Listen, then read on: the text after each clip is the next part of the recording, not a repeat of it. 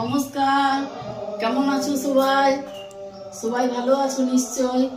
আজ তোমাদেরকে আমি মাছের ঝাল দিয়া বানিয়ে দেখাবো। তো প্রথমে আমি পেঁয়াজ কেটে রেখেছি, টমেটো কেটে রেখেছি, আর এইখানে মাছও ভেজে রেখেছি। এতে তেল, পাঁচফোড়ন, কাঁচা লঙ্কা দিয়েছি।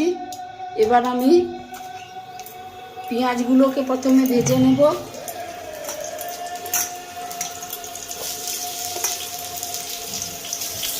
পেঁয়াজটা লাল লাল করে একটু ভেজে নিলাম। এবার আমি টমেটোগুলো দিব।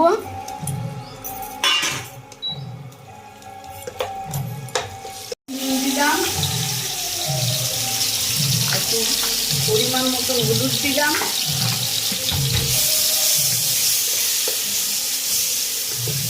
আর পোস্ত দুটো একসঙ্গে মিক্স করে এটা দিয়ে দিলাম।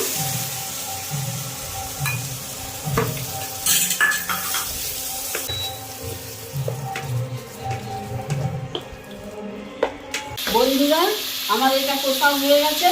এবার আমি এটাতে এই যে আমার সরষে বাটা এবং পোস্ত বাটা যে জলটা ছিল এটা আমি দিয়ে দিলাম। এবার কিছুক্ষণ এটা ফুটবে। বন্ধুরা, আমার এই ঝোলটা ফুটে গেছে। এবার আমি এক এক করে মাছগুলো ফেলে দেব।